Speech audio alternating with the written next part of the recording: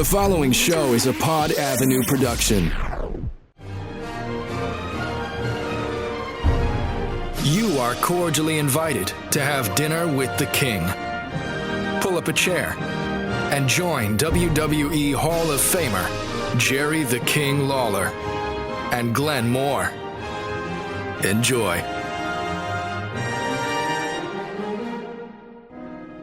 Episode number 61, it's Dinner with the King. I'm Glenn Moore, joined here by WWE Hall of Famer, a man who celebrates 4th of July by selling fireworks, the most patriotic way to have a 4th of July, Jerry the King Lawler. King, how are you? Hello, Ken. How are you? I'm good. I had a very eventful, unforgettable 4th of July. And we probably won't talk about what all transpired, other than the fact that I did spend some of the morning yesterday checking out a couple of my places that that sell fireworks on the 4th of July. I've been doing this for years and years and years, so many years that I started out being the spokesperson for Fireworks City, which is a huge fireworks company all throughout the Mid-South. I mean, they're in 7 different states. And I used to do commercials for them where I did all kinds of commercials, but the one main one that kind of went down in folklore history here in Memphis was where I would be flying. I had on my big wrestling outfit with a big cape on the back, and I'm riding on this rocket. Get a big 4th of July with fireworks from Fireworks City and Lawler's Fireworks. Get by Fireworks City and Lawler's Fireworks today. Buy 1, get 5 free. Only we have the main event 72-piece assortment, a $25 value for only $7.50. That's a 70% discount. Follow me to Fireworks City. Oh no, I hate this part. Stop by any of our 6 locations. As I'm flying through space on this rocket.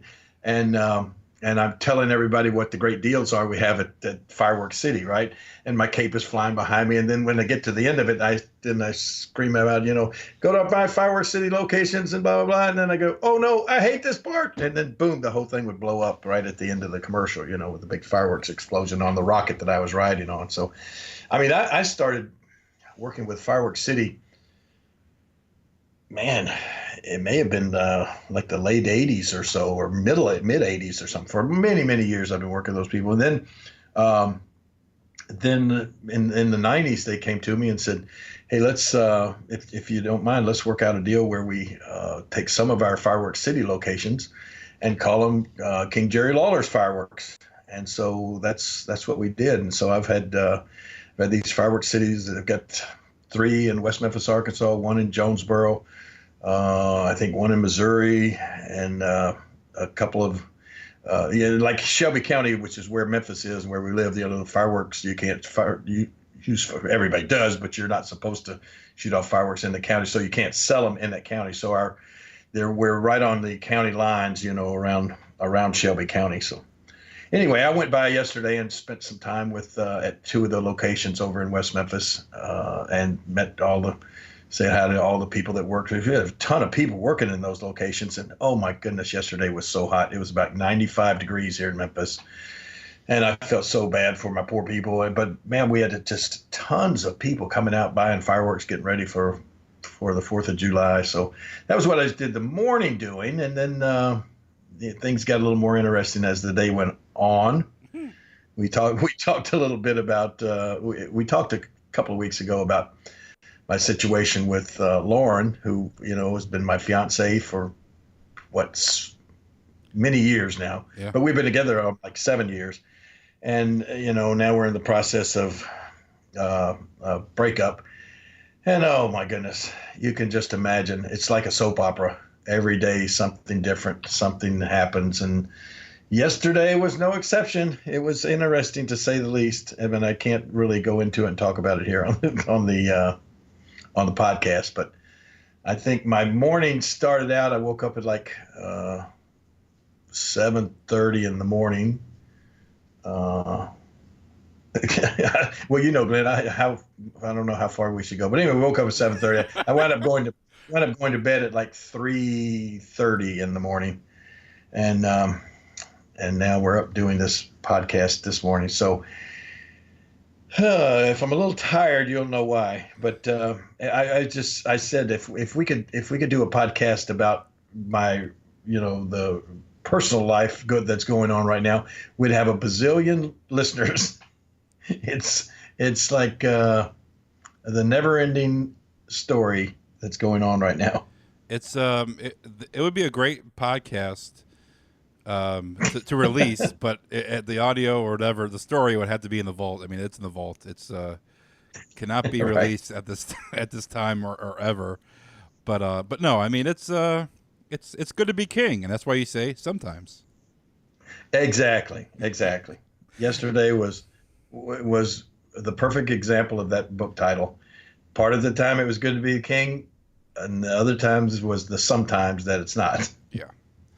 But glad you're alive. So with that being said, glad you're alive and still alive, still kicking. And here we are, the day after July 4th. And they say, the old saying, there's a very thin line between love and hate. Oh, okay.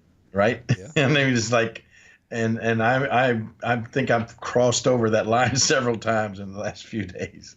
I think somebody has to really, really care about someone for them to be able to make you mad enough. If you don't really care about somebody, there's nothing they can do that is going to really upset you if you just don't care. But if you really care about somebody, the things they do can, either make you really happy or make you not, or make you very unhappy. And Karen, I mean, you've been. I'm not saying this as a dig with you. I'm just stating fact. Several marriages and girlfriends over the years. So it's like, I mean, stuff like this probably isn't new to you, right? Well, no, some of this stuff is new, but yeah, but no, I mean, yeah, I've been very, very fortunate over the years. I mean, like I said, I've had 3 different marriages and divorces, and then one other long-term relationship. But I've been very fortunate to have ended all of those relationships on not bad terms. I mean, I don't have any exes that I am on bad terms with. Thank goodness. But then there are other people that can't understand how you can have how you can leave a relationship on good terms. And because of their experiences, they may have, and then quite frankly, that was kind of what happened with Lauren and I. She was married before and left that relationship on very bad terms. And she just, I think, and that was the only time something like that had ever happened to her. So she can't relate to somebody that has an ex that they don't hate, so anyway, but that can happen. But so anyway, I think we're getting too far into this. We need to probably. Well, my final thought is cardiac arrest, a stroke, ran over by the Gilberts, and if there was something that was gonna, thrown out of the ring by Joe LeDuc, if there was gonna be something that's gonna bring on the demise of the king, it could be a woman. Yeah. Well, that was it. There's an old joke somewhere out there that said, "I want to die when I'm 90 years old by being shot by a jealous husband." I mean, that's the that's the one you. I don't hope that doesn't apply to me, but you never know. You never know. Well, I know we have a lot. I know we have a lot of females that listen to this podcast. So I don't want to say, I don't want to lump them all in the same category, but, I think it's proven that down through time, I mean, some, relationships are rocky, and sometimes they just, they get beyond repair. Well, if you're out there, if you're a female and you want to take Jerry's mind off of Lauren, he is single and he is available. Yeah, okay, please. At Jerry Lawler on Twitter. Oh, please. Anyway. Yeah. All right. Let's moving on to the rest. Hey, by the way, you're single and available too. Oh, no, you're not anymore, are you? No, I'm not. Excuse me. Excuse me. Yeah. No, I'm off. It's funny how the tables turn, King. You're off the market. Off the market. No, we spent the day at the pool yesterday on 4th of July, all day at the pool. You and your girlfriend. Yeah, my phone is, I think it's done by the water because I got some water on it. So I'm going through that with the iPhone. But I had a good day. I didn't get sunburned, and it was a good 4th of July day. We had some cake. We had some cake, yeah. You ever cake on the 4th of July. You gotta have cake. I'm not a big fireworks guy, so we didn't see the fireworks. I don't like fireworks. I think I stopped liking fireworks when I was 12, but how can you not like fireworks? How does anybody not like fireworks? Okay, with the advancement of technology and just cell phones and everything, fireworks have not changed in the matter of what, 40 years? I mean, 40 years, try 400 years. I think the Chinese invented them, or 4,000 years or something. I mean, let's get some new technology for fireworks. like you ever seen Coneheads? The movie? Yeah, the movie The Coneheads. Yeah. Remember he sets Dan off Aykroyd? Yeah, he sets off that one firework and it just goes like I want to see that. Like we need the advancement of technology for fireworks. So until then, I don't see the lust of sitting in 95-degree heat to watch some booms in the sky. Okay. But with that case, go to Jerry Lawler Fireworks and get your fireworks. Yeah, thanks for the ringing endorsement. All right. Well, we're closed until New Year's anyway, so. All right, King. So I wanted to talk about the Attitude Era for this episode. The Attitude Era is, when you are doing signings and doing autographs, especially when you and JR are together, I mean, they, come up to you and say, hey, you guys are the voice of the Attitude Era. You guys are the voice of when I love professional wrestling. And that goes for, for me, watching Raw, especially now in the network where you can watch every single Raw or SmackDown or pay-per-view from that era. It's you and good old JR. So I want to talk about the Attitude Era, kind of like more of the going into the Attitude Era. We talked about some moments throughout the era itself, but maybe more towards you now because obviously you're on commentary. You're a big part of the show. A lot of great lines that we'll kind of have a whole list of Jerry Lawler quotes from his commentary, so we'll talk about that as well. Some questions from fans about the Attitude Era as well. But King, the Attitude Era, it's just an era of sports that it's kind of like I compare it to the Indians in the 90s. Indians were winning, going to the World Series. It was a sellout crowd for over 400 games straight, home games.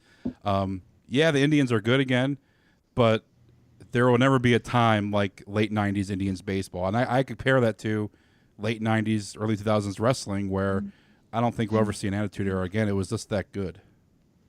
Well, no, I think you're right in the fact that I don't think we'll ever see that type of era again. But, in wrestling and especially in the WWE, you can never say never because there have been so many things that have happened that you would say that would never happen, but it does happen. But the Attitude Era was so special, and you know what? I wonder when we're doing this podcast now. I always try to be cognizant of the fact that I don't want to ruffle any feathers. I don't want to step on any toes or anything because right. Let's face it, I'm still under contract to the WWE.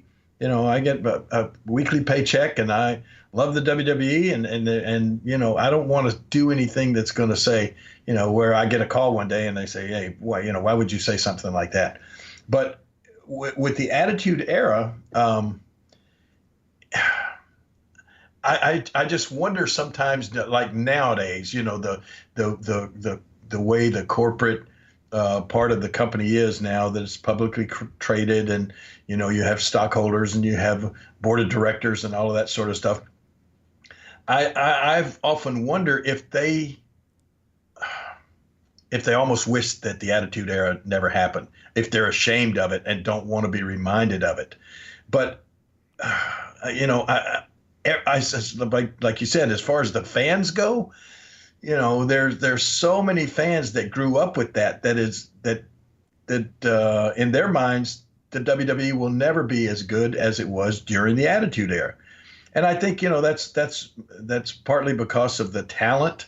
During the Attitude Era, there were a couple of major WWE superstars that really that took not just wrestling by storm, but I mean literally took the world by storm. There was a time during the Attitude Era that, you know, you hear the old phrase that's water cooler talk. You know, when people go in the office and they're sitting around they're around the water cooler in the mornings, then what they're talking about, what went on over the weekend. Well, there was time that's what the WWE was considered. Everybody was talking about what would happen on Monday Night Raw. And that was because of, you know, either Stone Cold Steve Austin, Vince McMahon, or The Rock. And, you know, I think those were considered the major driving forces during the Attitude Era. And everybody talked about it. But now, you know, and now, I mean, so many things were done then that couldn't be done now, couldn't be said now. But by the same token, now the WWE is more popular than ever. It's, you know, a bigger business than ever. I mean, good grief, they just talking about a $1 billion deal with Fox Network. Unheard of. If you asked anybody when things were going as great as they were going during the Attitude Era, if you had gone to somebody and said, hey, do you think there'll ever be a $1 billion deal for the WWE? There's not one person. I think probably even Vince McMahon would have said, oh no, that could never happen. But I mean, you know, so you can't argue with what has taken place success-wise with the WWE. But by the same token, you know, I think a lot of it has to do with the age. But there's a certain age group of fans that will never think anything's as good as the Attitude Era. And you, I think, are one of those people, right, Glenn? Yeah, I think there's a lot of people who watch the product now, and they think, you know, AJ, you know, that the Attitude Era, AJ Styles, and, you know, who the top guys are now, you know, Nakamura, Rollins, Reigns, you know, those are the top guys, and like, oh, this is a great time to be a wrestling fan. In my eyes, it was a great time for me as a teenager to sit in front of, you know, the TV every Monday night, and you had to watch it live. There was no YouTube. There was no social media. You couldn't You couldn't be at the supermarket and be able to watch a clip of the show. You had to watch it live or tape it on an old VHS tape, and have your buddy give it to you the next day so you can watch it before next Monday. I mean, that's the way that it was. It was a must-see TV. And one other thing, when you talk about ratings and you talk about the amount of viewers, I mean, now, you know, the show gets more than 3 million viewers a week, which is a tremendous amount of people watching on cable. And I think, of course, that's why, you know, they're so excited about the Fox deal, because it'll be then the SmackDown will be available to so many more million people that don't have cable. Suddenly it's going to be on the Fox network, you know. So, but back in the day, every week we would get 7 or 8 million viewers watching Raw. So, you know, it was, like you said, it was real must-see TV back then. And I really, you know, you mentioned AJ Styles and Roman Reigns and you know, the guys Nakamura and all of these guys that are on top now, and all great talents. But you just, I mean, I think anybody will admit that during that time there were not just great talents on the card, but there were some exceptional talents, some once-in-a-lifetime talents, like Stone Cold Steve Austin, like Vince McMahon, and like The Rock. And, of course, then the creative team at that time had a lot to do with it. But, you know, it was just something that became unforgettable. And that's why I'm so, you know, this, got to give a little plug for the WWE Network, too. That's why the network is so great, because I mean, if you talk about somebody that's 20 years old, I mean, that's an adult. 21 years old, that's an adult. They can drink, they can vote, they can do all of these things, but they're not old enough to remember the Attitude Era. Yeah. And so, you know, that's probably the majority of our fans that are out there right now that that weren't old enough to remember that. So that's what's so great about having the WWE Network. You can go back, and to their credit, everything Nothing's been edited. Nothing's been taken out. You can go back and watch every one of those episodes of Raw and every one of those pay-per-views from the Attitude Era, and just sit back and enjoy that stuff. And so many people will be seeing something that they've never seen before and probably will never see again. They'll be seeing it for the first time on the network. So it is really a cool thing.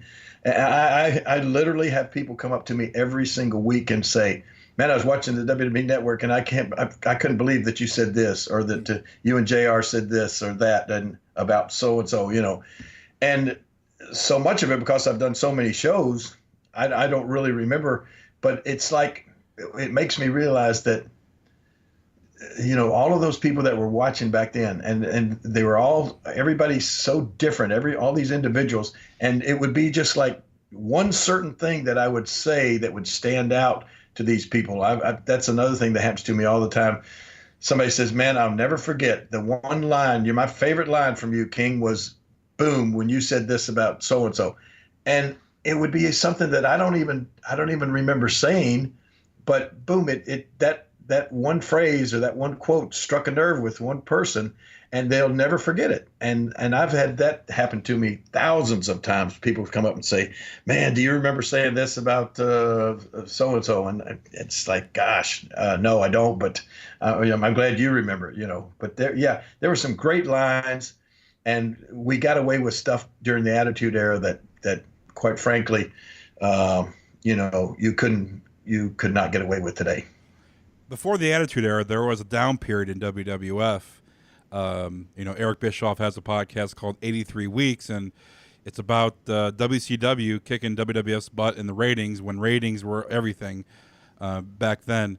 When Eric Bischoff in 2003, I believe, came to WWE, and they had that infamous the hug between Bischoff and McMahon, and no one thought that ever would happen, but it did on Raw, and Eric Bischoff became a member of the WWF roster, and the general manager of Raw, and was a talent.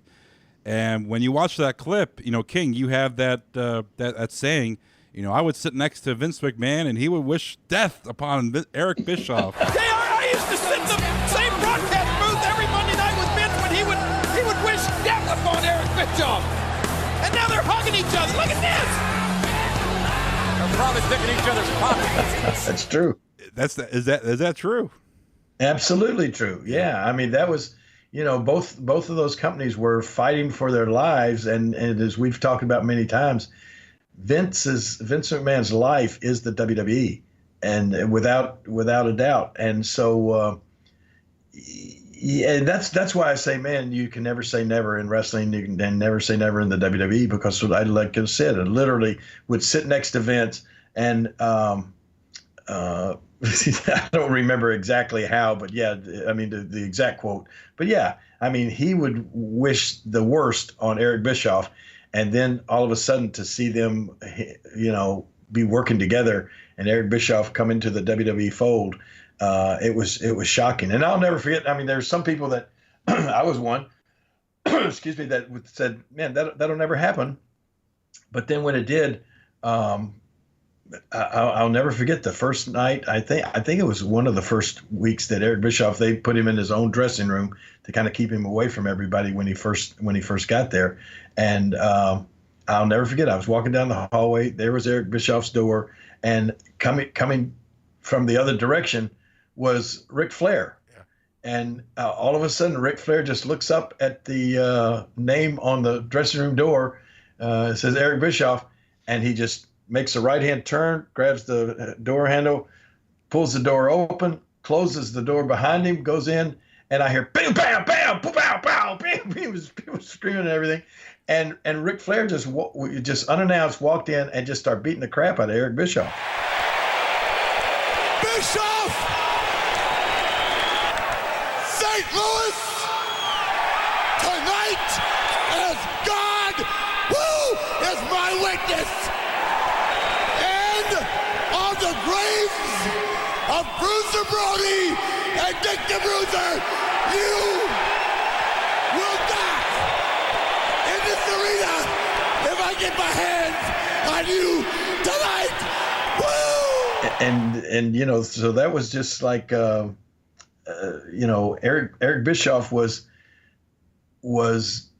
detested and despised by a lot of people in the WWE, and so that was one of the reasons that I never thought it would happen, that he would be working there.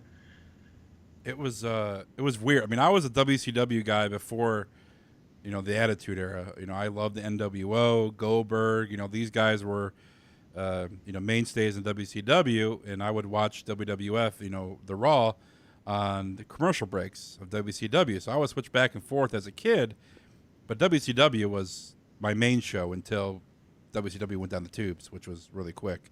But I mean, during the 83 weeks that WCW was winning, and you're sitting next to Vince every Monday, you're heavily involved with Raw, with being a commentator, and obviously Vince is doing commentary too during a portion of this time. I mean, you mentioned this when we were doing show prep that it did bother Vince, but he didn't show it. Oh, I mean, of course it had to bother Vince, because, like you said, the ratings were everything at that time. But no, did he ever show it? Did he ever he never even seemed concerned. It was just he would make fun of it. He would and of course, a big part of that was not so much Eric Bischoff. A big part of that was the rivalry was between Vince and Ted Turner. Yeah. I mean, they were the two owners of the companies.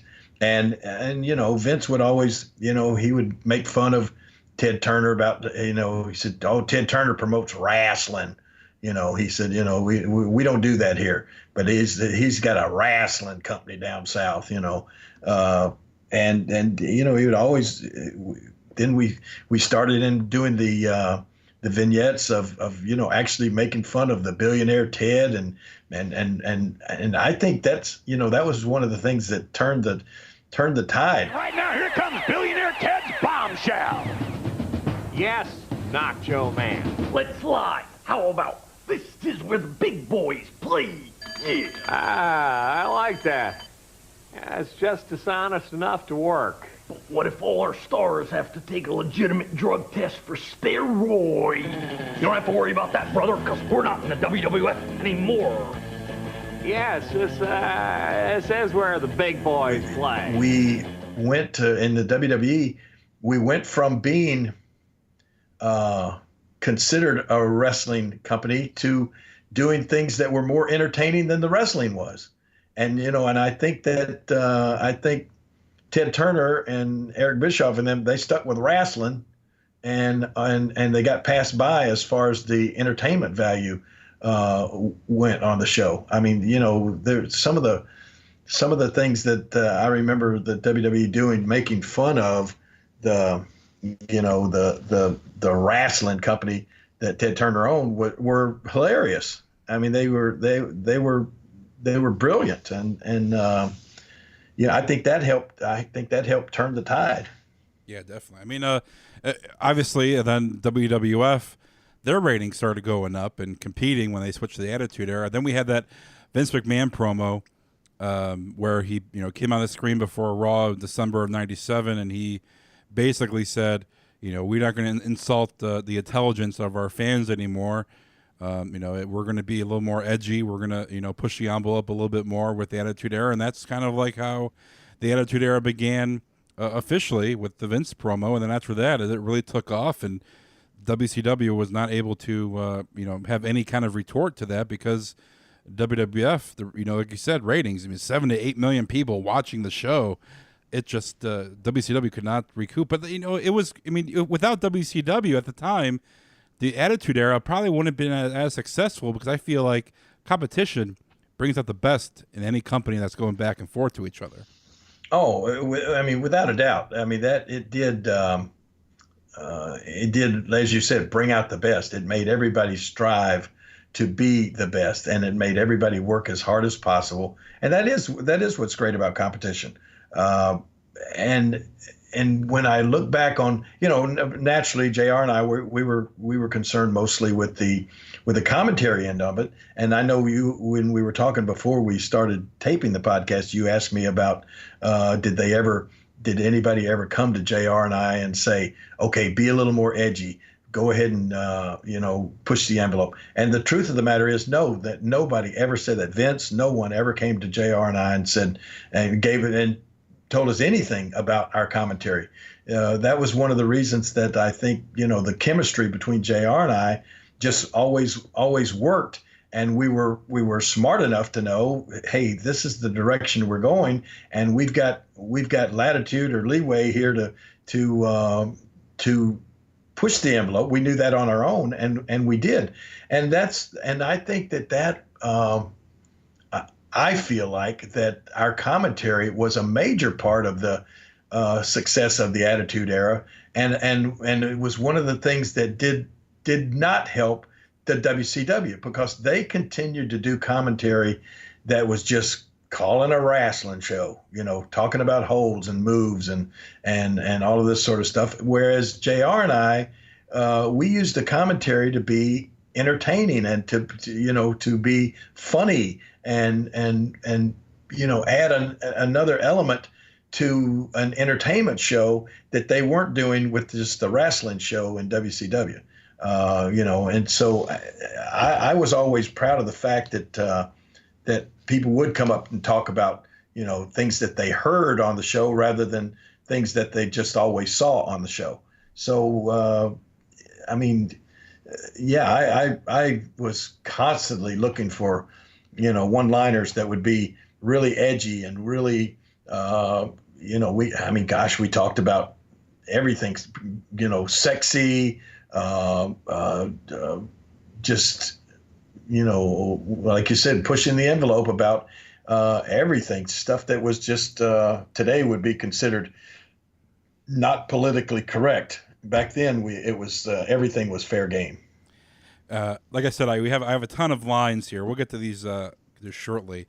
Was there during documentaries of the Attitude Era, Monday Night Wars, when WCW was winning? A lot of the featured guys, superstars were worried that WWF would go out of business just because they're getting beat by WCW for so many weeks in a row. I mean, did you ever feel like, yikes, I could be out of a job?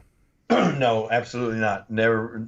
I mean, we weren't getting beat that badly. It was a real, it was a neck and neck race. And if somebody would win one week by, just a few percentage points in the ratings, that was considered a big victory. But once again, like I said, and I saw it, I saw Vince say this in the, in the Andre the Giant documentary that's out right now. He says, Vince, and I can't quote him exactly, but he said that he has a quality that if there's something that displeases him or makes him upset, he has this quality that he can just erase it out of his out of his mind or just put it away. And I think that's what he did during that, during the Monday Night Wars. He never showed any concern about being behind in the ratings. He was always very positive. And I think that's because, that's just the way Vince McMahon is. He's a extremely, supremely confident person. And I think he thinks that he is going to, in his mind, he is going to win at anything he sets out to do. And I think there was never any doubt in his mind during the Monday Night Wars that he would eventually, and WWE would eventually prevail, and they did. And I think that's just a quality that Vince McMahon has about him that makes him, makes him the success that he's been. You doing commentary, obviously it was terrific, but there's a question that popped up about you and commentary during Bruce Richards' podcast. They did a whole podcast about what we talked about, I think last week, about the Hell in the Cell match, a King in the Ring '98, with Mick Foley thrown off the top of the cell. And then, someone noticed that you were, doing commentary. You had your ring tights on. So I want to know is, even though you're not wrestling that night, King, how come most of the nights you had your tights on, you had everything, your outfit on, like you were going to wrestle a match? Well, honestly, this is the truth of the matter. I was thrown into the commentary position by the fact that Randy Macho Man Savage had been doing the color commentary, and he jumped ship with no notice. We were getting ready to do the Monday Night Raw show, and I had my tights on, getting ready to wrestle because that's all I was doing at the time. I was wrestling, and then all of a sudden, somebody says to Vince, "Hey, come here and look at." If you remember, WCW came on like an hour before Raw, and they started an hour earlier than us. And all of that was positioning, thinking that we'll get the jump on them, and we'll have people so entrenched in watching our show that they won't change channels when WWE starts. That was all all part of the strategy of the Monday Night Wars. And so so then one day we were getting ready to do the show, and somebody says, "Vince, come here and look at this." And you go and you look on the WCW, and there was Randy Savage, who was supposed to be doing the commentary on Raw that night, showed up on WCW live, unannounced, and Vince had no clue that he wasn't going to be at Raw. And so Vince just looked around and grabbed me and said, "King, would you do the commentary with me tonight? And by next week, I'll have somebody to do it on a regular basis to take Randy's place." And so that's why I went out there dressed, in my tights. And to be quite honest with you, it stayed that way for a long time. I never really felt like I was a true commentator for a long, long time. I felt like I was a wrestler that had just kind of been asked to go out and do the, almost sit in as a commentator until they got a real commentator. And so that's why every week I would come there and I would get ready to wrestle. And, and then for a long time, I was still wrestling and doing the commentary. Right. Even as far as what I started in WWE in like 1993. And heck, in 2011, when I had that was my final match that I got up from the commentary table and, wound up getting the elbows from Dolph Ziggler and had the cardiac arrest. So how long is that? From 93 up until 2011? Well, 2012, King. Don't sell yourself. Or 2012. I'm sorry. You know what? I keep thinking of 9/11. But anyway, 2012. So that 19 years. Yeah. So for all that time, I looked at myself as a wrestler more so than a commentator. Yeah. And that lasted all the way through the Attitude Era. And so that's why I would be out there with my wrestling tights on, because I never knew when they were gonna say, "Hey, we want you to commentate half the show and then boom, get up and have a match." If you remember, so many different things that I did as far as being dressed to wrestle. I got up and did wrestling matches and did my own commentary while the match was going on, with the microphone in my hand. So that was the reason for that, and partly that was just my own. I don't know if it's wasn't a pride thing, but I've told everybody I got in this business, loving this business to be a wrestler, not ever to be a commentator. Never one thought came through my mind when I was getting started, or all the years that I was wrestling in Memphis. Every Monday night and every Tuesday night in Louisville and through the territory days for 20 years, never did a thought cross my mind that I would someday be a commentator. And I didn't, even when it happened, it wasn't something that I wanted to do. I always wanted to be known as a wrestler. So I think that was that was just kind of a personal holdover to the wrestling days, by wearing my tights out there every night when doing the commentary.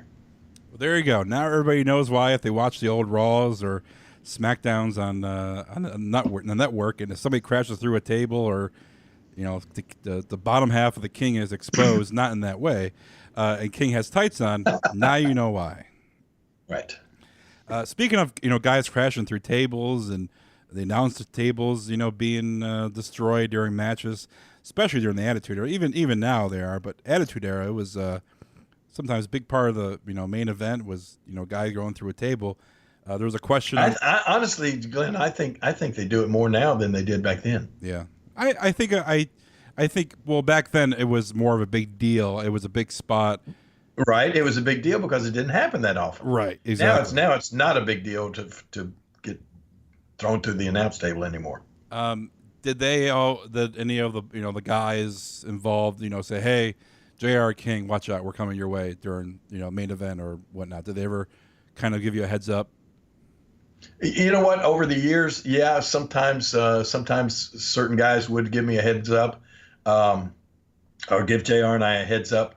But then, I mean, I don't know, maybe as often as not, really, when guys would be just wrestling around the ring out in that area, not necessarily when they're going to go through the table, but a lot of guys would wind up fighting over around the table. I mean, I still have to this day. I think you've seen them when you were at my house. I have stacks of my notes that have one-liners on them. I've saved all my pages of the one-liners that I did on every TV show. I still have those handwritten out that I would have with me, just to. I would have the run sheet for the show, and then I would always have with me it's just like a excuse me, a page of man, choking on that waffle fry. Hang on. Yeah.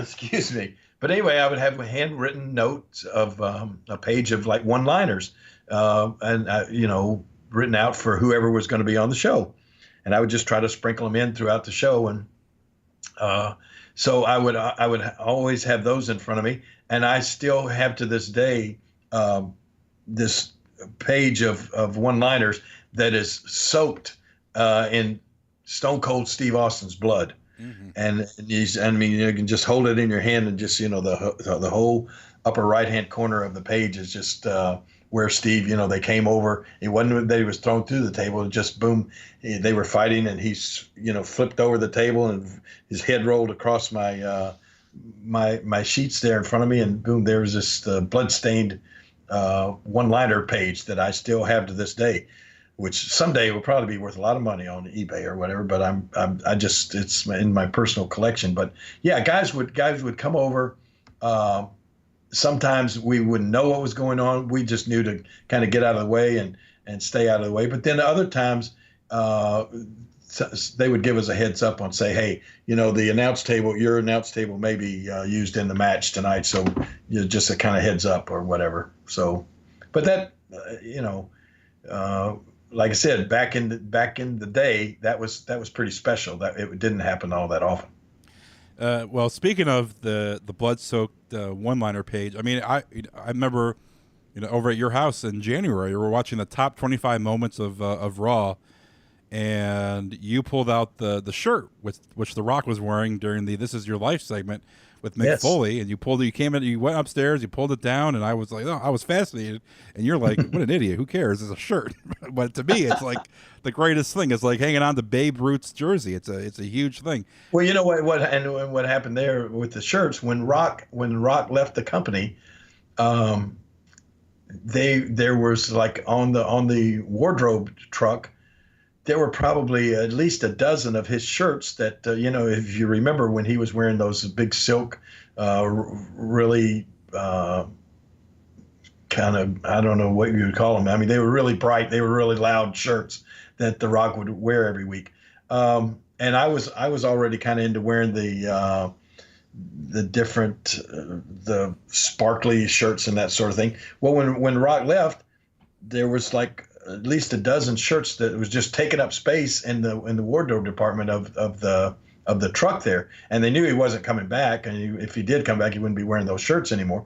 So I think they asked Rock, or I don't know whether they asked him or not. Anyway, they gave me all of those shirts, and so I wore the different shirts. I wore that same shirt that Rock wore, and during that promo that you talked about, I've worn it probably 15 or 20 times on Raw since that time.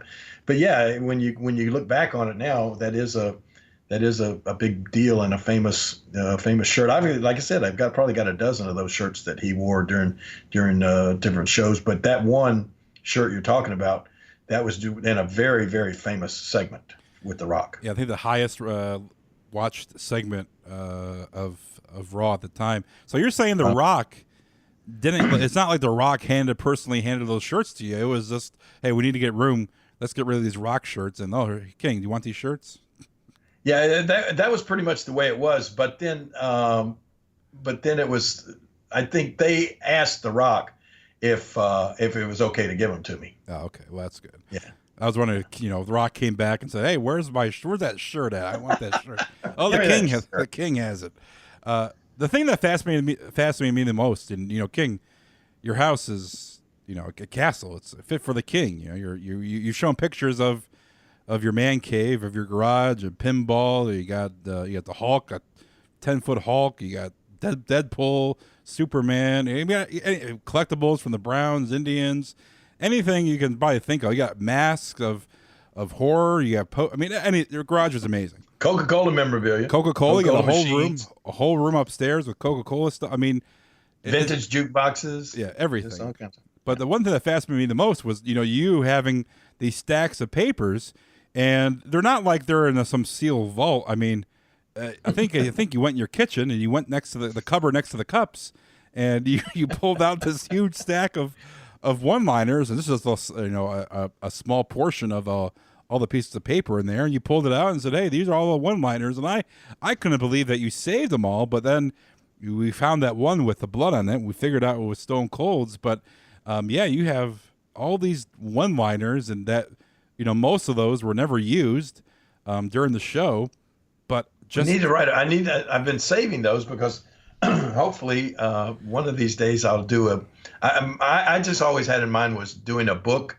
of the combination of the insults, the one-liners, and then combining that with some sketches that I would do of if I had a whole I could do a whole paragraph, or not a whole paragraph, a whole chapter of one-liners and insults that I did, like when I worked with Jake the Snake Roberts. And I'm just thinking, here, boom, I do a couple of caricatures of Jake the Snake, and then boom, there's all the one-liners of Jake the Snake, and then boom, here's a caricature of Bret the Hitman Hart, and then boom, there's a whole chapter of his insults and his his parents and all of that, and just go down the line and add the have a book of one-liners and insults and then the artwork, the caricatures that I would do of all the different WWE superstars. It's just, would that sell? I would love to have that. I would just love a day and just reading those, having more time just myself, just read those one-liners, because like I said, I think 80% of those one-liners were never used on TV. Right. Usually just random thoughts from the King, when he's trying to come out with some insults, or just one-liners for matches or different storylines that we're going through. I remember they're reading a whole. Here's what we need to do. We need to do a podcast in the pretty near future. Is I'll just grab those. I'll just grab a handful of those pages, and we'll just do a podcast, and I'll go through and read some of the ones that we used, and some of the ones, like you said, that never got used. And then like I said, we pushed the envelope with a lot of these things that today people would say, "Oh my gosh, how did you ever get away with saying stuff like that?" But during the Attitude Era, we did a lot of risque stuff. Well, there's I have, just for me watching the Attitude Era, if there's a Jerry Lawler quote, I jot it down, or I keep a timestamp of the quote during the Attitude Era of your commentary. But there is a whole website page devoted to quotes by Jerry Lawler during the Attitude Era. Uh-oh. And these aren't kind of like risque. There's not a lot of risque quotes. These are just like... It's not like the stuff we Googled last week, is it? Definitely not. Good. But these are good. These are good insults. These are insults you probably can use in your everyday life if you come across somebody you don't like. Oh, exactly. Exactly. There's been tons of insult books. I remember the very first insult book that I came across. It was called 2001 Insults by Louis A. Safian. And I bought that book. It's just a little small paperback. And that started my, this was in the 70s. And I started using those one-liners out of that book, those insults. And of course, then the next person to get that same book was Jim Cornette. And he'll tell you, that, and I, since that time, I've looked for and found and studied people that were, that were great at insults and roasts and all that kind of stuff. But yeah, the one book 2001 insults. I even put together my own little book of insults back in the 70s. That now there's 1 or 2 copies of that. That is just kind of a little like a 6-page insult book that's stapled together, and there's still a couple of those remaining that have survived for these 30 plus years. But that 2001 insults was the first book that got me started using the one-liners and using the insults on people. Well, I have some here, and like I said, these aren't really the risk. There's some risque ones directed towards the women's girls coming out in the ring or whatnot. But these are a lot of great one-liners. I mean, here's one. Do you know how to impress girls at the gym? I do pull-ups. I pull up in a Corvette, and a Cadillac, and a Mercedes. Right. Pull-ups are much better than push-ups. I remember using that. I've used that several times, and it just, different situations would come up, and bang, all of a sudden these different one-liners that would be stored in my brain somehow would just all of a sudden pop out of my mouth, and the push-up thing or the pull-up thing came up so many times with JR, talking about what kind of shape he's in or things like that, or what kind of shape I'm in compared to somebody else's physical appearance there in the ring or whatever. That was one of my favorite lines. I used that definitely more than once. Well, JR loves to work out. He loves to stretch the truth and jump to conclusions. That's JR's working out. You're right. That's a classic King quote. Right. I remember we just talking about working out. I was like, I remember talking about Dink, what's his name with the clowns? Yeah. And the little small person there. I said, yeah, his favorite exercise is climbing tall people. Anything would go back then. He tried to enter an ugly contest, and the judge said, "Sorry, no professionals." Right. He's such a bad driver, the cops offer him a season ticket. God. There's one considering Hunter Hearst Helmsley, Triple H. Hunter said that he blew in her ears once, and she said, "Thanks for the refill." Airhead. Okay. There's just a ton, talking about Sable. I hear she has a black garter belt in karate. A black garter belt. Yep. Geez, there's so many. The girls would come out and I'd say, "Oh my goodness, them with so many curves and me with no brakes," or something like that. Or I hate to see her go, but I love to watch her leave. Yeah. There were so many about that we used about the divas. There's another one about regular insult.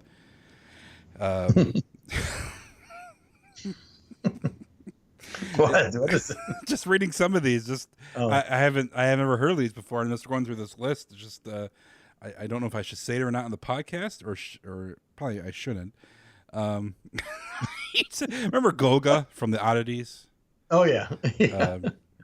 He said, "Poor Golga, he got outsmarted, but that ain't saying much." Right.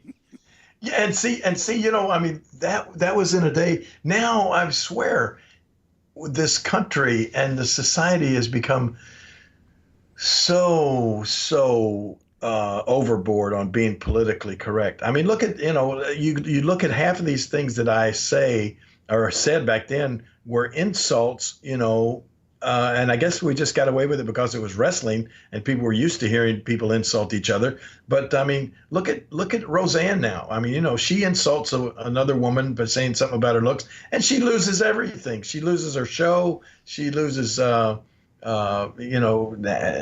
just like her whole career is shot over an insult that she said about somebody's looks. And gosh, we used to get away, I guess it was just like I said, people expected wrestlers to insult each other, and so, and that's why I think a lot of that stuff might not fly today. I don't know, but maybe if it was still on a wrestling show, but people loved it. People thought it was so entertaining. People thought it was funny back in the day. It wasn't offensive. It was funny.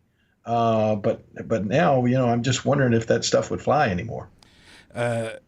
There's one, you and Michael Cole are doing commentary, And Michael Cole goes, JR, we wish you the best. You know, we want you back soon. And then you go, I really want you back.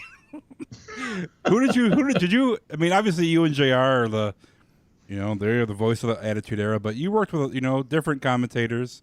Michael Cole obviously getting a start during the Attitude Era. He's been there since, for the past 20 years doing backstage interviews, but also commentary.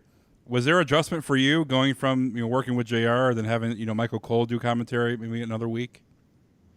Well, yeah, there was a kind of a big adjustment in the fact that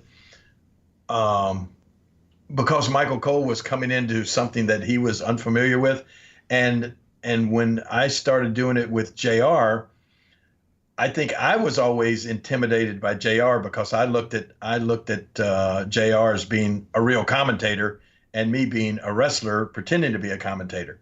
But by the time Michael Cole came along, I think Michael was kind of intimidated by me just for the fact that I've been there for so long, and I looked at Michael as being a newcomer, didn't know if he was going to make it, didn't know if he was going to last or anything like that. I loved working with Michael. I loved working with JR, and I can honestly say that during all the different commentators that I worked with, there was not one that I didn't, that I had a problem with, or that I'd say, oh my gosh, I don't like working with this guy. I got along with everybody. I thought I did a good job with everybody. I loved working with Mauro Ranallo. I thought that he and I could have had a chemistry sort of like JR, because Mauro did things that I could really play off of and kind of make fun of, and we could have that personal banter to go along with what was going on in the ring. And the same thing with Michael Cole. I mean, gosh, our chemistry turned into something that made a match for WrestleMania. So I can't say that there's anybody that I can think of that it was difficult to work with, or that I didn't enjoy working with. Yeah, JR, when you were gone in 2001, Paul Heyman stepped in, and Paul Heyman and JR would go back and forth at each other, and it wasn't the same as you and JR, but they had their separate thing, and obviously they've worked together a commentary in WCW, years before, so they already had that chemistry. Jim Cornette, stepped in. I think Michael P.S. Hayes did some commentary, so. Obviously, Vince, the three-man booth with you, Vince, and JR I love that dynamic. Oh my gosh, that was so much fun. I really loved.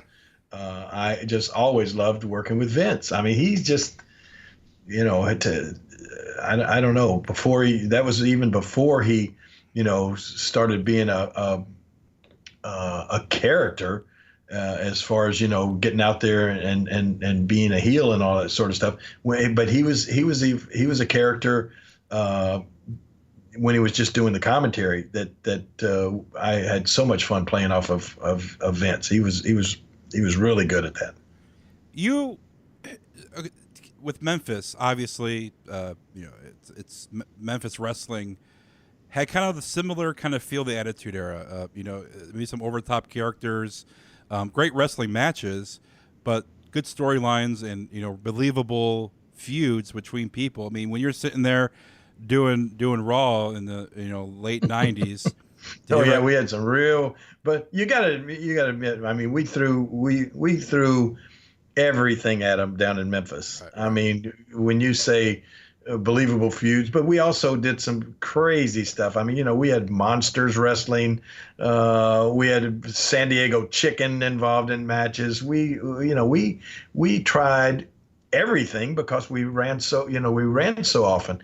But there were some things that were pretty outlandish done in Memphis, and I feel like Memphis was the innovator of so many things. I mean, we were doing the hardcore stuff before it was even called hardcore, like that old song, I was country when country wasn't cool. Well, I mean, we were hardcore before hardcore was even that was a term, so Memphis was responsible for a lot of crazy things, and we I feel like had almost an attitude era in Memphis, before there was anything thought about it in WWE. Yeah, I was going to ask you, did you have kind of flashbacks to the Glory Memphis days while you're sitting doing commentary at Attitude Era, because it kind of reminds you of that period of time in Memphis? Well, or was this two separate? Did it seem to have its own? No, yeah, twist? I don't feel like I ever had flashbacks or anything. I enjoyed the Attitude Era almost as a fan, more so than being a part of it. It was just so many things that were happening, and I loved our commentary, that we had free reign to do and say anything. We could get away with anything, but I just loved the stuff that they did with Stone Cold Steve Austin and with Vince McMahon during the Attitude Era, and with Triple H and Shawn Michaels and DX and all that kind of thing. They just, it was just so entertaining, and all the divas and that thing. It was just, man, if you were a young guy, college student or whatever at that time, it was like that show was 2 hours of heaven for you back then. Another question from social media: is there a storyline or an incident that you thought in your mind, King, that, whoa, this could be a little bit too much, could be a little bit over the top? I think the only one that I can remember that I thought was too much was the Katie Vick stuff. Yeah. Well, that was a little bit past Attitude Era. I think that was a little bit 2003-ish. Was it? Yeah. What would be considered the Attitude Era years? What would that be? I would say 97 until 2002. Or I would even say even when you came back in 2001, late 2001, when they did the whole WCW invasion angle and whatnot, I think that was kind of like the end. Yeah. That was that was Triple H and X-Pac and all those guys with the invasion angle, and then the Katie Vick stuff sort of happened right after that or something. Yeah, it was I think I wouldn't say 2003, 2004 was when the Kane Triple H feud happened, but nothing. And I think that that happened on the end of all that stuff, and I really can honestly say that during the Attitude Era, it was, I think everybody was under the assumption that anything goes. We even had my wife got topless on one of the shows. If you remember that, Stacy, the cat. Yeah. She lost her top on one of the shows for a brief fleeting second. So I think that there was just the thought that anything goes, and then all of a sudden to be followed up by, like you said, it may have been a little after the Attitude Era, but that was the first thing that I saw that I thought, that may be going a little too far. Yeah, there was nothing for me as a fan. It was kind of like, oh, why are they doing this? I mean, the incidents that were taking place that stick out of my mind, or the beer bash, the beer truck with Stone Cold. So good.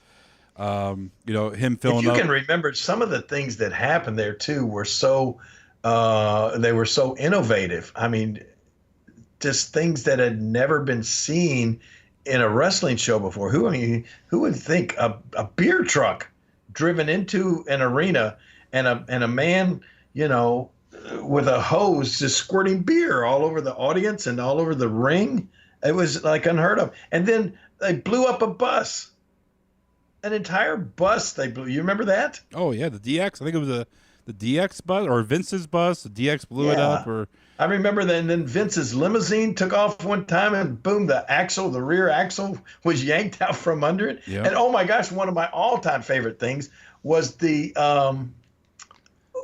filling Vince's Corvette up with concrete. Was that actually Vince's with Corvette? Cement? Yes. Yeah. How can you volunteer to have your Corvette filled with concrete? Well, I mean, that's just part of the things that you do. I mean, how did Vince volunteer to have his head shaved with Donald Trump? Well, hair grows back. I think do what? Hair grows back. Corvettes, you can't wash out. But yeah, you can buy another Corvette. I would think you would hesitate more on having your head shaved than you would on getting a new Corvette. Yeah, there's just so many things that Vince put himself through to get a reaction from the fans to put someone else over. I give a lot of credit to Vince. He's not a wrestler, and he's going in there with Stone Cold and battling and taking a beating, but also having Stone Cold put a fake gun to his head, and he's fake like he's pissing his pants. I mean, there's just all these things. I mean, I loved it. It tied me in every week to want to watch. It's just moments like that will survive for 30, 35 years down the road. And that's why if you're a young person right now, really, you need to go and you need to experience the WWE Network to relive all of that stuff. I mean, just God, it was amazing. A lot of people who are my mid 30s who watch the Attitude Era and still watch wrestling today, I'm not a huge fan of the product today. This is me speaking as personally as a fan, and I don't think I would watch the product today if it wasn't for my 20 years of watching wrestling back from the Attitude Era all the way till now. Would I be a new fan of the new product? I don't think so. But the Attitude Era is like the repetition, man. Every Monday night I was watching Raw. And even and I think you probably watch still to this day thinking, man, hopefully will I see something that will remind me of that, or will they ever kind of start, going back in that direction again? That made so many people, just like you're one of them, but that made so many people, the Attitude Era made so many people a fan for life. Exactly. Yeah. And we had this past week, Braun Strowman, he pushed Kevin Owens off the stage in a porta potty. Yeah. So that's Raw. That's Attitude Era centric right there. Someone getting pushed off the balcony in a porta potty. Then the guy spills out with all the blue, the stuff that's in the porta potty. That's not fun. But that's an Attitude Era event. So, but then again, like you said before, it's hard to get away with certain things in this culture today. So, yeah. But we answered the question before, and the question came up. Simple answer: will we ever see an Attitude Era again? I would say no, but like you said, King, never say never. Never say never. And who's to say that something as entertaining as the Attitude Era will not happen? I mean, that's what the WWE is all about. World Wrestling Entertainment. And so, and it's so funny. You see critics out there just thinking, oh gosh, that was an awful episode of Raw, or that was a terrible episode of SmackDown, or whatever. Why do they not do this, or why do they not do that? Trust me, everybody that's involved with putting on the shows in the WWE every Monday night and every Tuesday night, from the wrestlers to the creative to Vince McMahon himself, every one of those people want that to be the best show that's ever been done. It's like they never go in there saying, oh, let's put together a bad show. Let's do something that the people are going to hate. That just doesn't happen.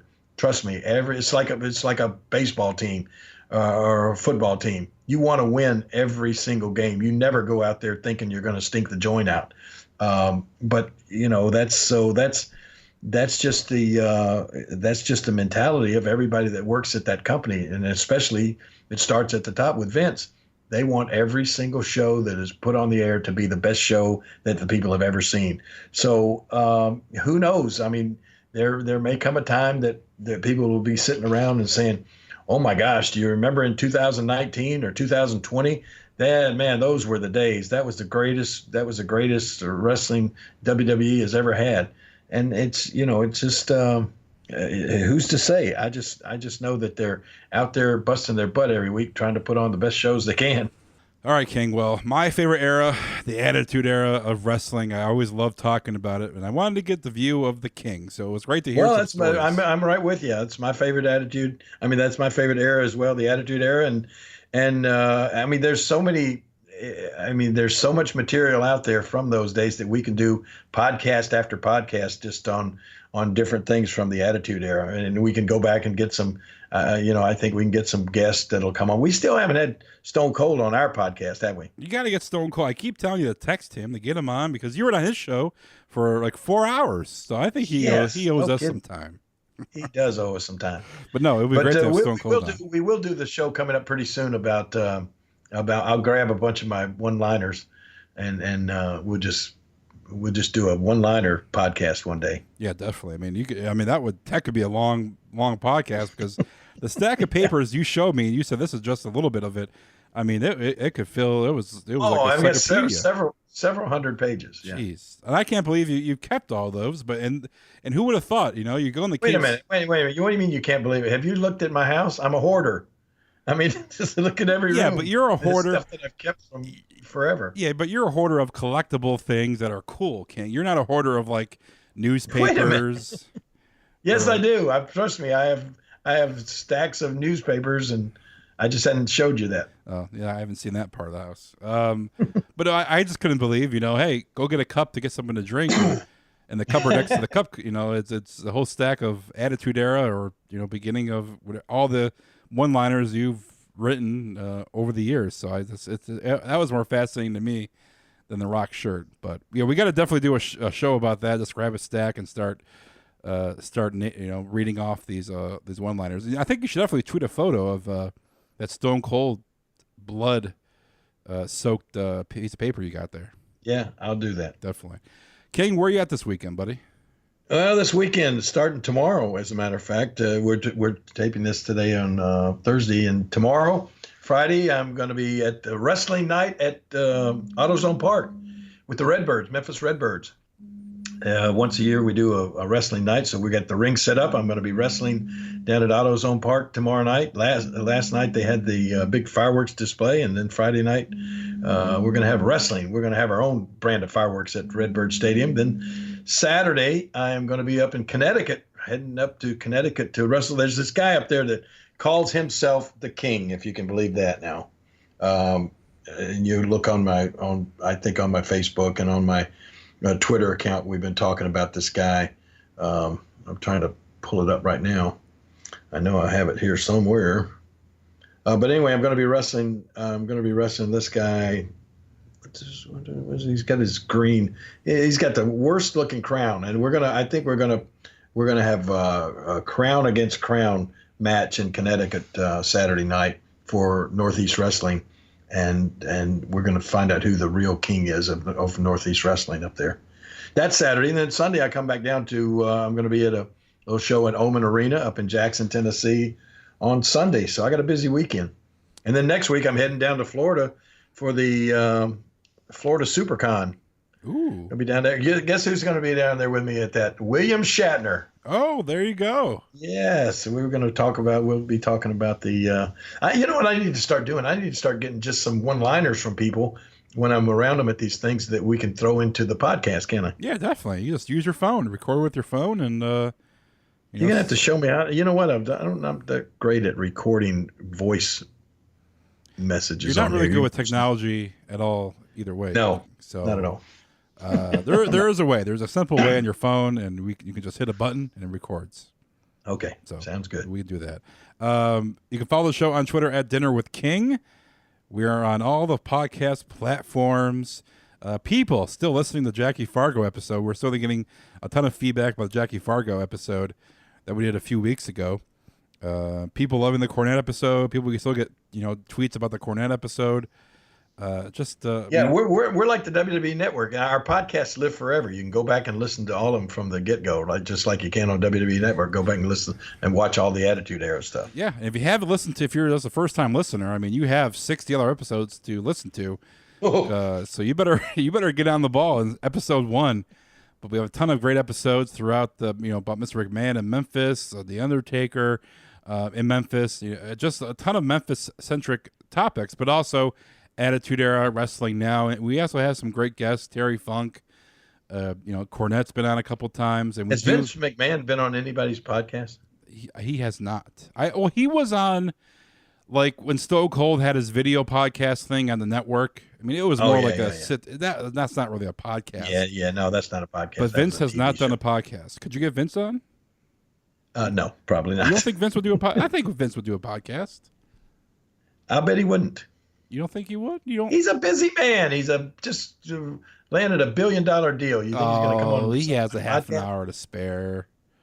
No, he doesn't. Yeah, he does. If you got Vince on a podcast, you might get him on for 5 or 10 minutes. That's great. Yeah, it would be. not even to talk about wrestling. I mean, just talk about you and him. I'm sure you guys have stories for days.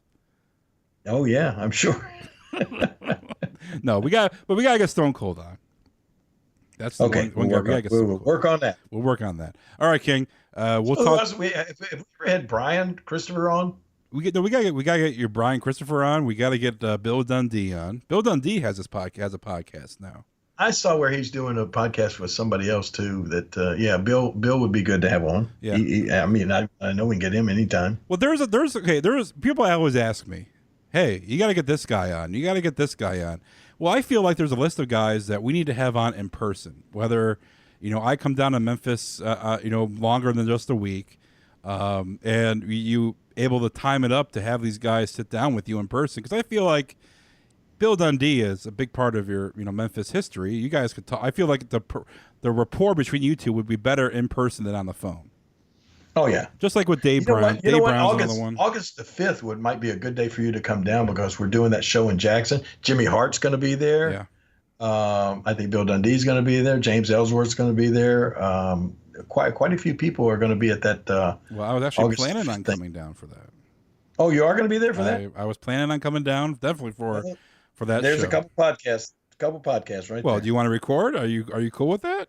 I mean, we definitely could record something with Jimmy Hart because he's not going to be around that much. Yeah. So, but there, you can get Jimmy. There's like Bill Dundee, Calhoun. Definitely have him come on live in person. Dave Brown, live in person. I think it would do injustice to have Dave Brown over the phone. If those kind of guys that have had a big part of your career, I feel like are better in person than over the phone. So it's not like we don't want them on. It's just a matter of the logistics of getting face to face. I got you. So, all right, King, I'll let you go. Enjoy your weekend. Everybody else, enjoy your weekend. Be safe if you're still celebrating over the weekend, 4th of July. And don't get stabbed. And we'll talk to everybody next week. Don't get stabbed.